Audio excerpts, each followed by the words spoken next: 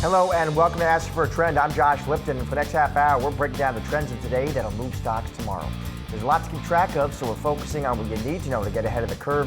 Here's some of the trends we're going to be diving into. Wall Street seeing green today. All major indices did end higher after fresh inflation data, as investors await any news from the Fed on a cut. Are Americans feeling the pinch at the grocery store? We're taking a deep dive into what the inflation numbers mean for real people and the economy. And it was a somber day for New York and the world. We're taking a look back at 9/11 from the vantage point of Wall Street legends.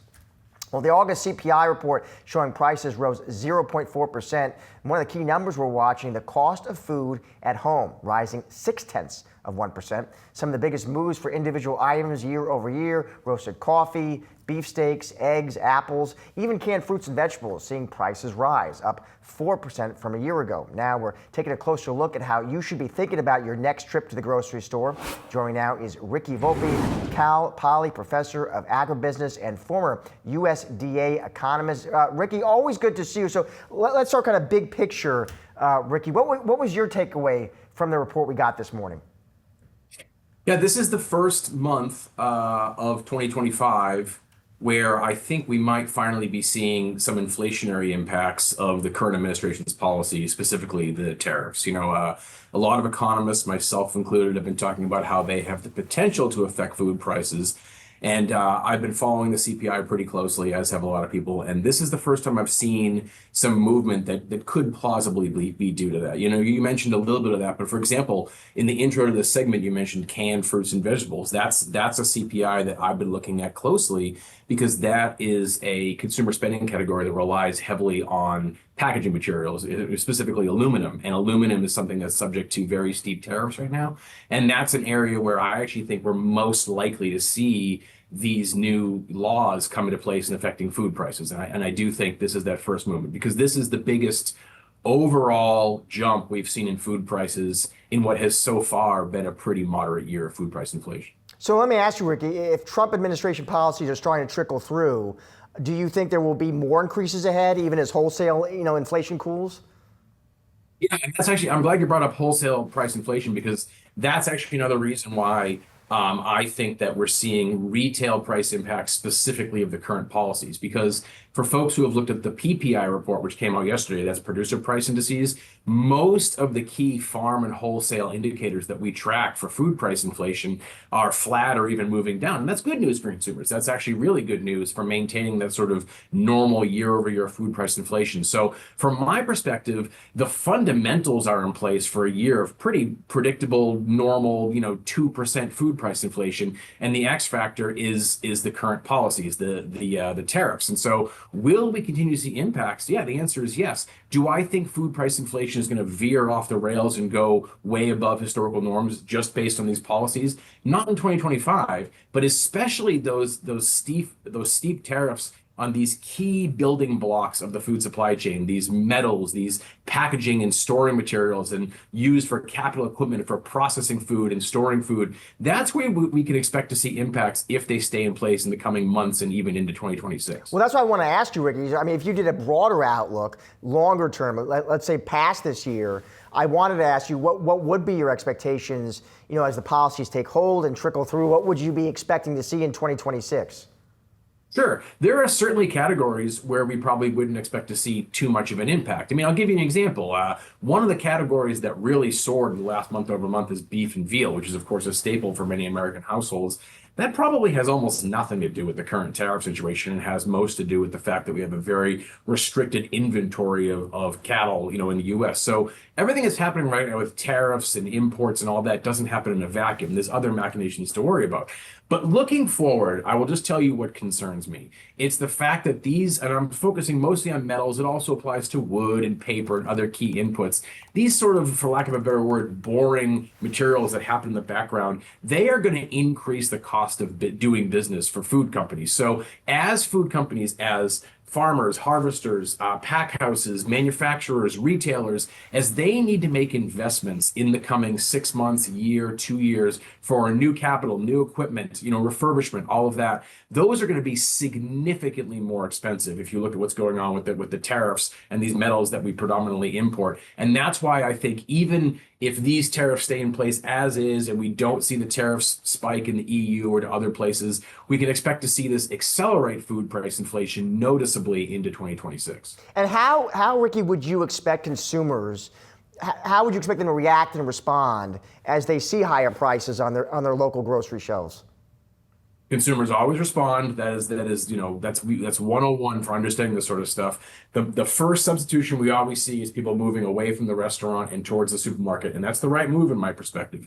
It is still the case, and it's worth shouting this from the rooftops. It is still cheaper to eat at home than it is away from home. If you want to eat away from home, you can afford it. That's great. But if you're looking to save money, calories, servings, meals are cheaper in the supermarket. Within the supermarket, it is still the case that the biggest savings can be achieved by buying, raw foods, commodity foods, bulk, making as much as you can from scratch, and switching to private labels, because these are the foods and the categories in the supermarket that bypass so many of those industries that add cost to our food. Marketing, logistics, storage, transportation, advertising, those are minimized when we talk about these foods. And people who are worried about seeing their food budgets increase going into 2026, that's where they should be looking in the supermarket. So I wanted to end there, Rick, because I wanted to ask you, as an economist who thinks deeply and a lot about this issue, what your strategy was when you hit the grocery store. What do you do? Yeah, that's pretty much it. I think the only place where I'm doing anything that's maybe even remotely sort of interesting is my pursuit and my sort of interest in store brands or private labels. Frankly, I don't think the industry does enough work to sort of trumpet them as a source of cost savings for customers. It is still the case. Virtually any food retailer you go to in the US across, traditionals, the warehouse stores, the club stores, they have their store brands. They don't always bear the store's names, but you know them, and they can allow consumers to achieve cost savings up to 25, 30%. Special guest to close out our coverage here, and very special guest, Salesforce co-founder and CEO Mark Benioff. Mark, good to see you here. Great to see you, Brian. I didn't know it was your last guest. No, well, we saved the best for last, sir. Great to be with you. So, there's a lot been going on with your company. I want to start off with some of the comments you made on your earnings call, talking about AGI. Is AGI going to just crush software? I just want to open up the platform to you. Well, Take it away. I'm an AGI skeptic in that I don't think we're going to be seeing AGI this year, but I also have a beginner's mind, that, but I think we do have the ability to do something amazing with companies, which is to create agentic enterprises. The idea that we can really improve our companies by kind of delivering a platform where humans and agents can work together to create customer success. And that I think is very real, and that's the short-term opportunity. I never heard of agents until Jim mentioned it a couple of years ago. My friend Jim Cramer, yeah. I think it was only about 9 months ago. Yeah, right? It's wild. Yeah, we've only been really working on this 9 months, and now you can see look at my own business at Salesforce. I guess we started this year somewhere between 6,000 and 8,000 customer support agents, doing millions of calls with our customers.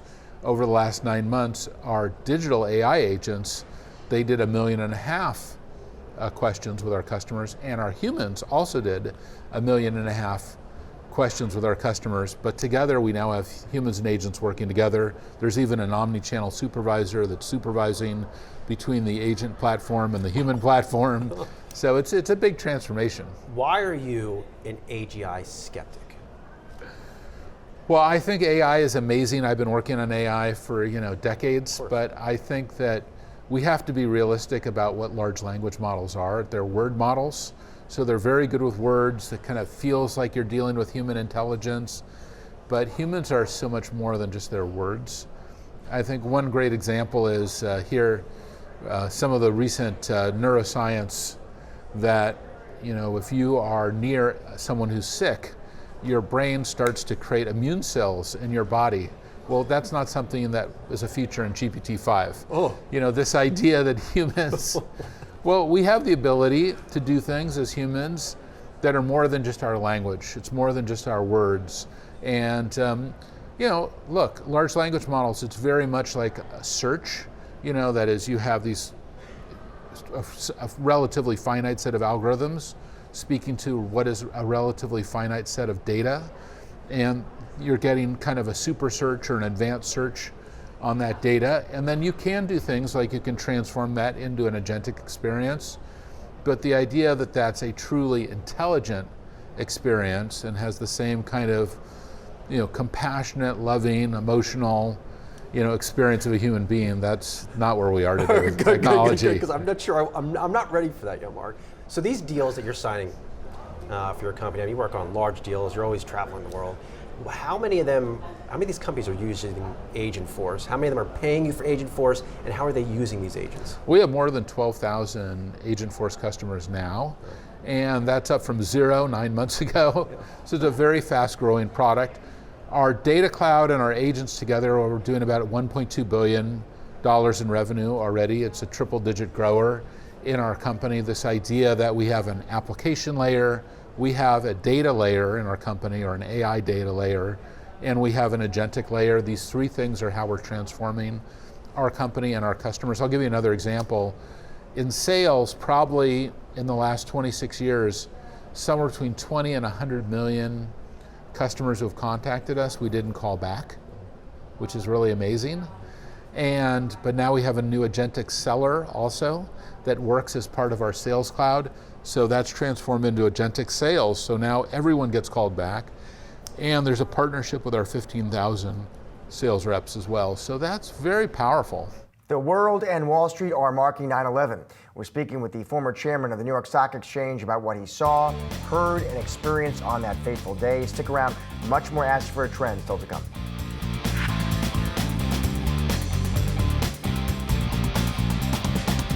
On September 11th, 2001, the New York Stock Exchange prepared for an ordinary trading day until the attacks on the World Trade Center changed everything. The opening bell never rang, and the decision to keep markets closed became a defining moment of leadership and stability. Trader Talk host Kenny Polcari sat down with Dick Grasso, the former New York Stock Exchange chairman and chief executive, to recount the events of that day. Right after the first plane hit the North Tower, I had a call from my partner who was running our regulatory group over at the South Tower of the Trade Center. He reported that a small plane, according to the management of the Twin Towers, small plane had hit the North Tower, everything was fine, stay in place. And he asked what I wanted him to do. Now, you'll recall, Ken, because you were here, in 1993 there was a bombing in the South Tower. Right.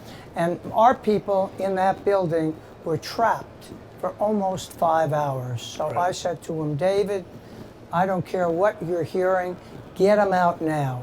We had no idea that a second plane was coming, but I didn't want our folks, and we had 150 people about in that enforcement division, I didn't want them to suffer the same type of trauma that they did a few short years earlier.